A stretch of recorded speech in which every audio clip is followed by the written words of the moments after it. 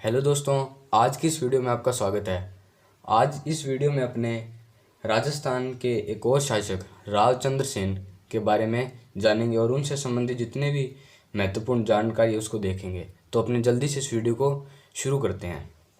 मैं आपको बता दूं, रावचंद्र सेन जो थे वो जोधपुर मारवाड़ के शासक थे और उनकी तुलना महाराणा प्रताप से की जाती है, इसलिए उन्हें मारवाड़ का महाराणा प्रताप भी कहा जाता है। तो अपने रावचंद्र सेन के बारे में जानते हैं।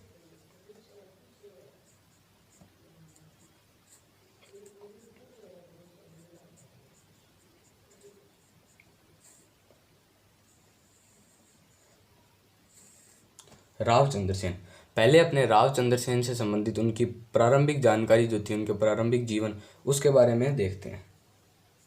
तो अपने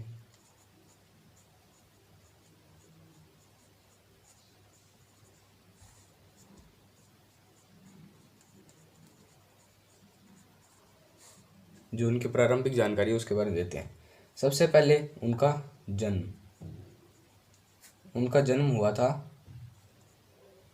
1541 ईस्वी में और इनके पिता जो थे उनका नाम था राव मालदेव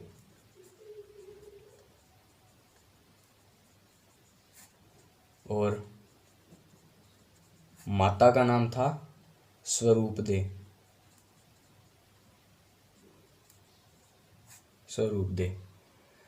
31 दिसंबर 1562 में ये अपनी जो गद्दी थी राज्य की उसके ऊपर बैठे थे।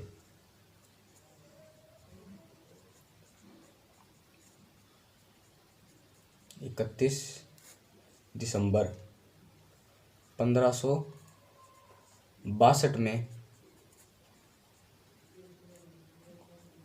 गद्दी पर बैठे। नेक्स्ट है कि जो राज्यारोहण हुआ था जब इनका, उसके बाद इन्होंने अपने जो भाई थे राम उदय सिंह और रायमल, उनसे संघर्ष किया और अपनी गद्दी को बचाया। क्योंकि जब ये राजा बने उसके बाद उन्होंने विद्रोह किया कि हम भी राजा बनने के योग्य है। तो इसके लिए रावचंद्र सेन को अपने तीनों भाइयों राम उदय सिंह और रायमल से संघर्ष करना पड़ा और अपने गद्दी को बचाना पड़ा। तो इसके बाद अपने लिखेंगे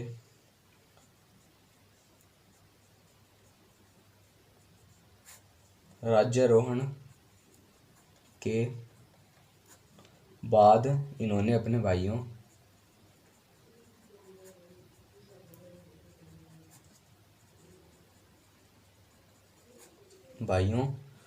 राम उदय सिंह और रायमल से संघर्ष किया। राम उदय सिंह और रायमल से संघर्ष किया। नेक्स्ट है कि बाद में अकबर ने जोधपुर पर अधिकार कर लिया था और अकबर ने जोधपुर पर अधिकार हुसैन कुली खान जो था उसकी अध्यक्षता में किया था। तो अपने लिख सकते हैं अकबर ने जोधपुर पर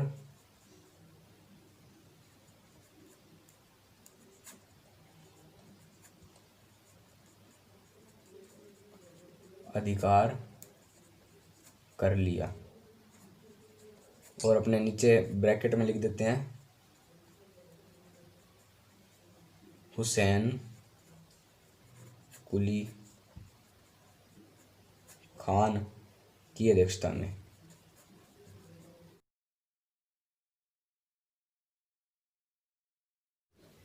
अब अपने देखते हैं जो मालदेव ये चंद्रसेन थे, इन्होंने मुगलों के साथ जब संघर्ष किया था वो अपने जो इनकी स्थिति थी उसके बारे में अपने जानते हैं।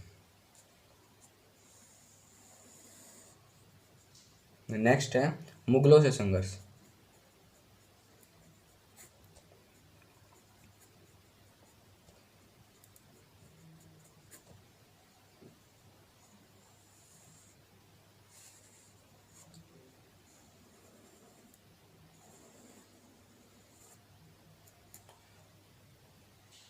अकबर ने भाद्रा जून पर अधिकार कर लिया जिससे 1571 ईस्वी में चंद्रसेन को बादराजुन छोड़कर सिवाना जाना पड़ा था। जब अकबर ने जोधपुर पर अधिकार कर लिया तो उसके बाद जो चंद्रसेन है वो बादराजुन में रहने लग गए।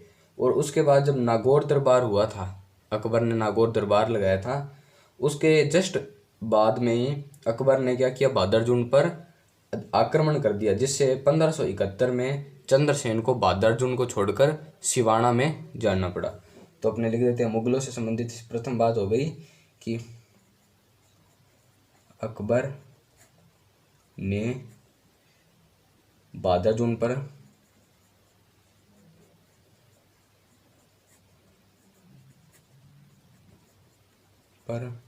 अधिकार कर लिया।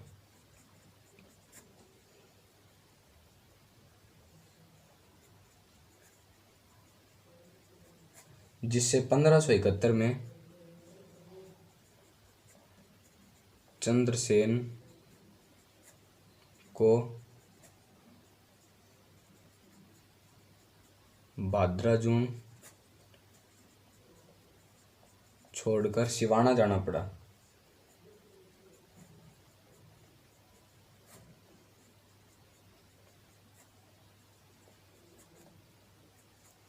नेक्स्ट जो बात है वो है कि अकबर ने 1573 में शाह कुली खान को और 1575 के अंदर जलाल खान के नेतृत्व में सेनाएं भेजी थी चंद्रसेन के ऊपर आक्रमण करने के लिए, लेकिन वो दोनों ही जो आक्रमण थे वो विफल हो गए थे। तो अपने लिखेंगे जो नेक्स्ट इनसे इम्पोर्टेंट बात है इससे रिलेटेड वो है कि अकबर ने 1573 में शाह कुली खान और 1575 में जलाल खान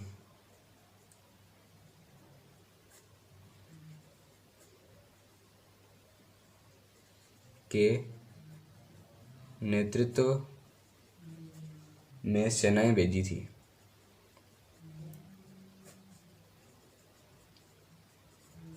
चंद्रसेन के ऊपर अधिकार करने के लिए, ताकि वो चंद्रसेन को बंदी बना सकें, लेकिन वो विफल हो गए। तो अपने लिख देंगे जो भेजी थी जो विफल हुई।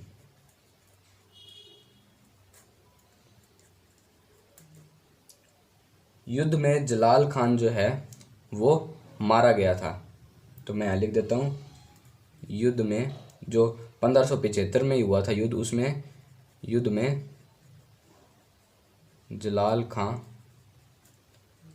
मारा गया।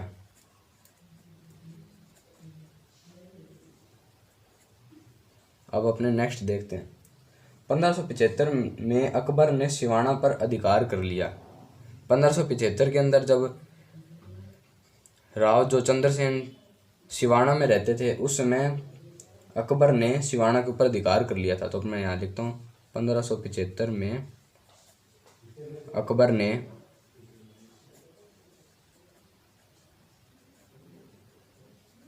सिवाना पर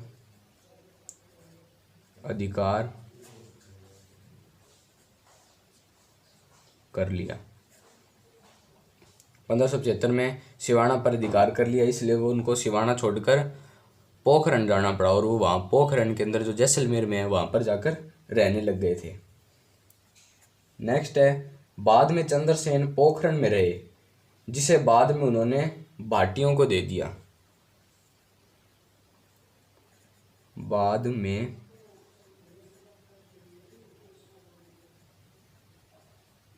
चंद्रसेन पोखरण में रहे, जिसे उन्होंने बाद में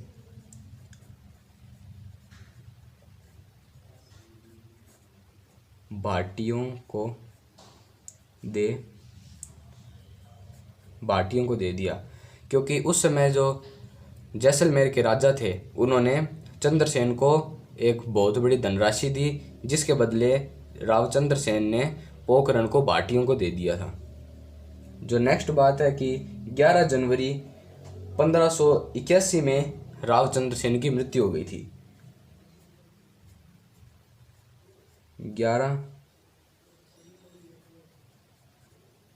11 जनवरी 1581 में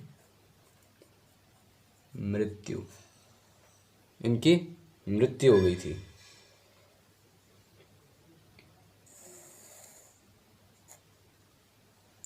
अब जो चंद्रसेन से रिलेटेड सबसे इम्पोर्टेंट बात है वो है इनका और महाराणा प्रताप का जो संबंध है, इनके आपस में क्या समानताएं थी, तो अपने वो देखते हैं।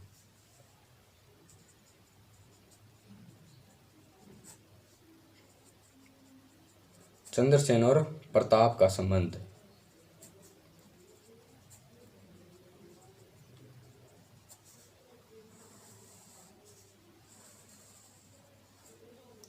चंद्रसेन और प्रताप का संबंध, इसमें पहली बात है कि दोनों अकबर के साथ आजीवन संघर्ष करते रहे।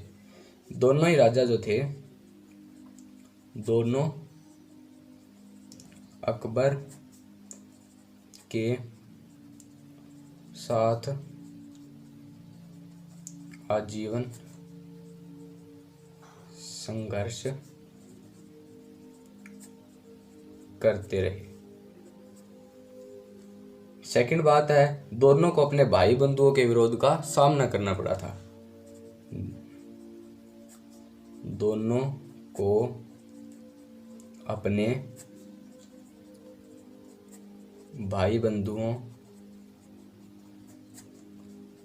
के विरोध का सामना करना पड़ा।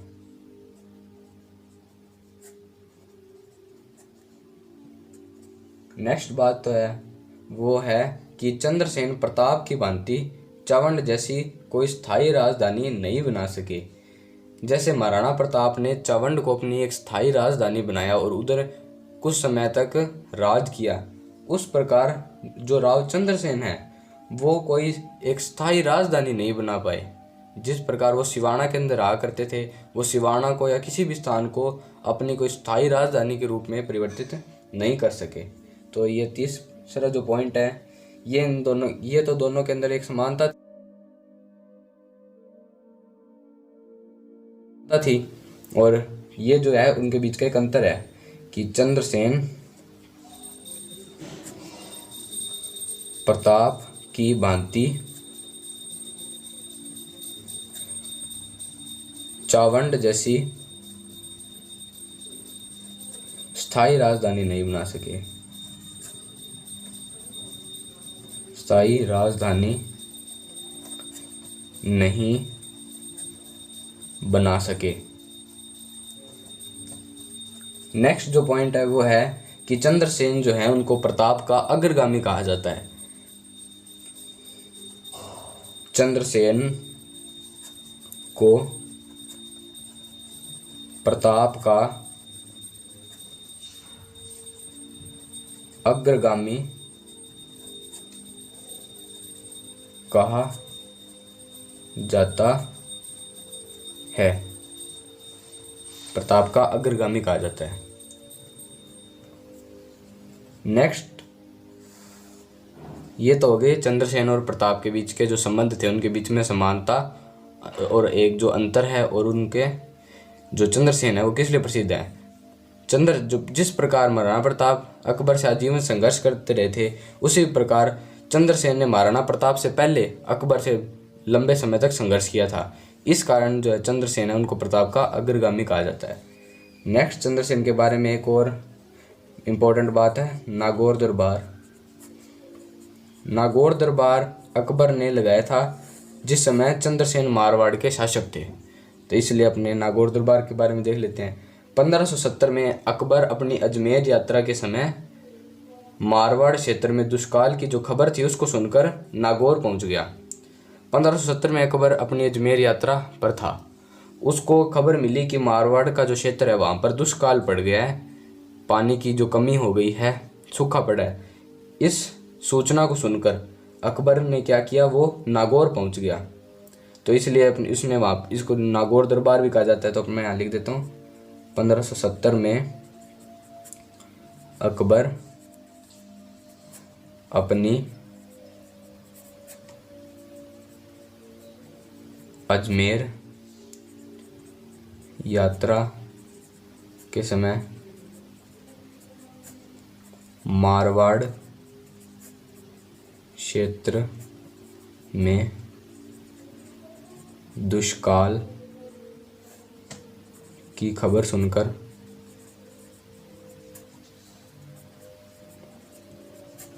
नागौर पहुंचा।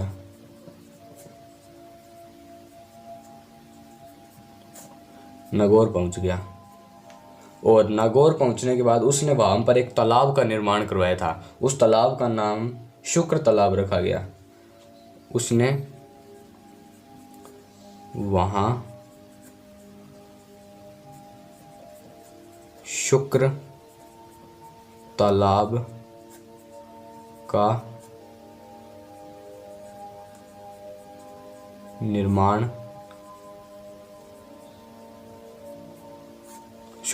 का निर्माण करवाया। और अकबर ने जब मारवाड़ में दुष्काल की खबर सुनकर नागौर में जो दरबार लगाया था, इसका जो वास्तविक उद्देश्य था कि वो मारवाड़ की जो राजनीतिक स्थिति है उसका अध्ययन कर सके, उसको पता चल जाए कि मारवाड़ के अंदर इस समय क्या चल रहा है और राजा जो हैं उनकी क्या स्थिति है, राजनीतिक स्थिति, पॉलिटिकल जो कंडीशन है उसका पता चल जाए। तो अपने लिखेंगे कि वास्तविक जो उद्देश्य था वो मारवाड़ की राजनीतिक स्थिति को जानना था। इसका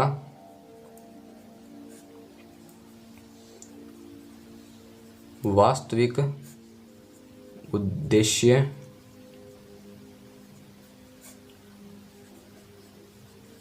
मारवाड़ की राजनीतिक स्थिति को जानना था। इसका वास्तविक उद्देश्य मैंने आपको बता दिया, मारवाड़ की जो राजनीतिक स्थिति थी इसको जानना था। और मैंने आपको बताया था कि 1570 में जब उसने अपनी अजमेर यात्रा थी उस समय वो मारवाड़ के क्षेत्र में दुष्काल की खबर सुनकर नागौर पहुंचा था। और मैंने आपको उसके बाद की एक बात बताई भी थी यहाँ कि अकबर ने बादरजून पर अधिकार कर लिया था और इसने बादरजून पर अधिकार इस नागौर दरबार के जस्ट बाद में किया था। ये 1570 में था और इस कारण 1571 में चंद्रसेन को बादरजून छोड़कर सिवाना जाना पड़ा था। तो ये भी बात नागौर दरबार से रिलेटेड ही थी। तो मैंने आपको रावचंद्र सेन से रिलेटेड जितनी भी इम्पोर्टेंट बात थी सब बताई। अगर आपको ये वीडियो अच्छी लगी हो तो इसको ज़रूर लाइक करें और हमारे चैनल को सब्सक्राइब कर लें। Thank you.